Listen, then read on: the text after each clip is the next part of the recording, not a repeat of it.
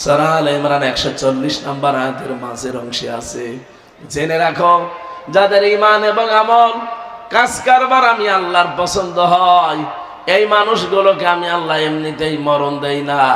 এদের সাধারণভাবে মরণ দিলে তো শেষ হয়ে যেত না, এই মানুষগুলোকে আমি শাহাদাতের মরণ দিয়ে ধন্য করি। আজকের মাওলানা আব্দুস সামাদ একটা আলেম মানুষ, এখনই যদি মারা যায়, যদি ঈমান নিয়ে মারা যেতে পারে, কবরে দিয়ে দেবেন, ঘুমিয়ে পড়বে, কিয়ামত পর্যন্ত ঘুমাবে। ফেরেশতা যেদিন ফুৎকার দেবে সিংহায়, সেই দিন উনি উঠবে, এর আগে পরে কিচ্ছু নেই। কিন্তু লোকটা যদি শহীদ হতে পারে, কবরে দেওয়ার সঙ্গে সঙ্গে ঘুমানো লাগবে না, আল্লাহ বলেন আমি নিজে তাদেরকে খাওয়াবো। ও যশোরবাসী, মাথায় তো মগজ আছে নাকি বলেন? কোন মানুষকে জেগে থাকলে খাওয়া লাগে, খাওয়া লাগে না? ঘুমিয়ে থাকলে খাওয়া লাগে। তার মানে তো ঘুমিয়ে পড়বেন, ওনার খাবার কিসের? শহীদ তো ঘুমাবে না, ও জীবিত। মরণের পরে শুধু কবরে দিতে দেরি, আল্লাহ নিজে বলেন আমি জান্নাতি খাবার তাদের জন্য খাওয়াবো। জেগে থাকলে যেহেতু আনন্দ দরকার লাগে, জেগে থাকলে অনেক কিছু লাগে, আল্লাহ পাক সব ব্যবস্থায় 3.5 হাত কবরের ভেতরে তারে খুঁড়ে দেবেন। জেগে থাকলে অনেক মানুষের আমরা দেখি, জীবিত মানুষ যারা খাবার খায়, তাদের 5টা জিনিস তৈরি হয় শরীরে। কয়টা? খাবার খেলে তাদের রক্ত তৈরি হয়, খাবার খেলে পিত্ত রস তৈরি হয়, খাবার খেলে বীর্য তৈরি হয়, খাবার খেলে মল তৈরি হয়, খাবার খেলে প্রস্রাব তৈরি হয়। এই 5টা জিনিস এই শরীরের ভেতরে তৈরি হয়ে বাকিগুলো বের করে দেয়। পিত্ত রসটা কাজে লাগে আপনার খাবার হজমের জন্য।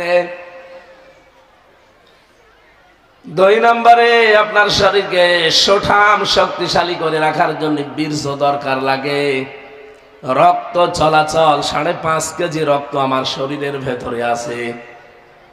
ঘন্টায় 60 কিলোমিটার বেগে আমার রক্তগুলো মাথা থেকে পা পর্যন্ত দৌড়াচ্ছে। বাকি মল এবং প্রস্রাব যেগুলো আমাদের কাজে লাগবে না, এগুলো আমার শরীর থেকে আমার আল্লাহ বের করে নেয়। প্রস্রাব যদি বন্ধ হয়ে যেত আপনার, আপনি টের পান, একবার প্রস্রাব সাধারণভাবে করাতে আপনার 12,000-এর উপরে খরচ লাগবে শুধু টাকা। এই যে অক্সিজেন দিয়ে আমরা বেঁচে আছি, 1 কেজি যদি অক্সিজেন কেউ কিনে বেঁচে থাকতে চায়, 66,000 টাকা লাগবে তার। অথচ প্রতিদিন আমরা কম বেশি 16 কেজি অক্সিজেন নিতে আসি, 1টা টাকাও দেয়নি। কোনদিন জিবরাইল এসে বিলের কাগজ দিয়েছে যে 16 কেজি অক্সিজেন, 1 কেজি 66,000 টাকা, আপনার যশোর পোড়া বিক্রি করে দেওয়া লাগতো। কথা বলেন। যেহেতু মানুষ মারা যায় না, জীবিত থাকে, রক্ত তৈরি হয় শহীদের শরীরে। এটা যে প্রমাণ হয়ে গেছে, নবীজির চাচা হযরত হামজা, তিনি শহীদ হয়েছিলেন উহুদের ময়দানে। তাকে কাফেররা 70-এর উপরে টুকরা করেছিল। যেখানে কবর দিয়েছে তার 3টা টুকরা পাওয়া যায়নি। 70 টুকরার ভেতরে বিভিন্ন পাহাড়ে, বিভিন্ন গাছগাছালির ভেতরে টুকরাগুলো তারা ছড়িয়েছিল। সাহাবায়ে কেরাম খোঁজ করতে করতে সবগুলো মিলিয়ে ফেলেছিলেন, কিন্তু 3 টুকরা পাননি। ওইভাবেই নবীজির চাদর দিয়ে আর পাহাড়ের লতা পাতা দিয়ে তারে মাটিতে দিয়ে দিয়েছে। 30 বছর পর তার খবর একবার ভেঙে গিয়েছিল। কত বছর? এই ছোটবেলায় যারা যুদ্ধ করেছিল উহুদের ময়দানে তার সাথে, তারা আজ অনেকে বেঁচে আছে। রক্ত অনুসন্ধান করতে করতে গিয়ে দেখে 30 বছর আগে নবীজির চাচা হযরত হামজা, তাকে শহীদ করা হয়েছিল। তার ওই যে জায়গা কাটাগুলো, ওই কাটা জায়গা দিয়ে এখনো ফিনকি দিয়ে তাজা রক্ত বের হচ্ছে। বাংলার মুসলমানেরা, উনি যদি খাবার না খাবে রক্ত পেল কোথায়? 30 বছর পরে রক্ত তৈরি হওয়ার কথা বলেন। এই জন্য শহীদ ছাত্র বৈষম্য বিরোধী ছাত্র আন্দোলনে যারা জীবন দিয়েছে ওদেরও জীবনে আমার মতো মায়া ছিল না, ছিল না? শহীদ আবু সাইদ এভাবে যে বুকটা পেতে দিলে ওর জীবনের কোনো মায়া ছিল না? আপনি কি মনে করেন মায়া ছিল না?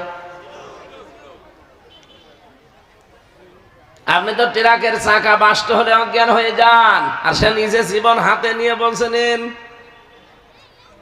অত সহজ। যেহেতু মানুষকে ইনজেকশন দিয়ে শহীদ আল্লামা দেলাওয়ার হোসেন সাইদি তাকে মেরে ফেলা হয়েছে, এই জন্য তিনিও শহীদ। সারাটা জীবন তিনি দেখবেন দোয়া করতেন, আল্লাহুম্মা ইন্নী আসআলুকা শাহাদাতান ফি সাবিলিক, হে আল্লাহ আমি তোমার কাছে চাই আমাকে যদি মরণ দাও সাধারণ মরণ দিও না, শহীদের মরণ দিও। ওনার সাথী যারা ছিল সবগুলো তো সরাসরি ফাঁসির দড়ি পেয়ে শাহাদাতের মর্যাদা পেয়েই গেছেন। আমি গতকালকে দেখলাম শহীদ আব্দুল কাদের মোল্লা, তার একটা চিঠি, তার স্ত্রী যাকে পিয়ারি বলে ডাকতেন আদর করে, এই মেয়েটা দেখতে গেছে তার স্বামীকে মাগরিবের পর পরে এসে দেখে চা খাচ্ছে বসে। জিজ্ঞাসা করছে কি গো এই অবেলায় চা খাও? বলছে রোজা রেখেছিলাম, এখন চা খাওয়ার পর আমি একটু খাবার খাবো।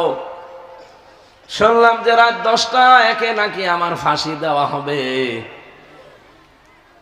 আমার কাছে সংবাদ চলে এসেছে, এই জন্যে নাকি তোমরা শেষ দেখা করতে এসেছো।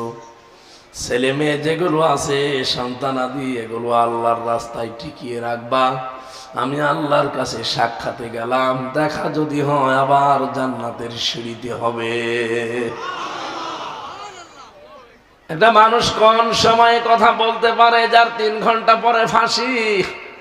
সারাদিন রোজা রেখেছে, এখন বিকালে আসো মাগরিবের পরে সে চা খাচ্ছে।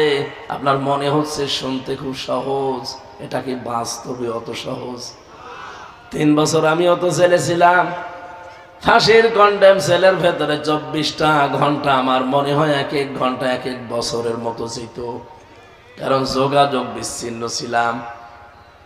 24 ঘন্টা আমার তালা লাগিয়ে রেখেছিল, মনে হতো যে 1 ঘন্টা যাচ্ছে 1 দিনের মতো, তাহলে 24 ঘন্টা 24 দিনের মতো যেত। কোনো কিছু নেই, তারপরও অজানা একটা টেনশনে আমাকে সবসময় কাবু করে রাখতো। ওই যে ডায়াবেটিস হয়ে গেছে এখনো পর্যন্ত ভালো হয় না। অথচ লোকটার মাত্র 3 ঘন্টা বাকি আছে, 7টার সময় যদি দেখা করে থাকে 10টা একে ফাঁসি। কয় ঘন্টা? 3 ঘন্টা আগে সে লোকটারে এত উৎফুল্ল মনে হচ্ছে শ্বশুর বাড়ি যাচ্ছে।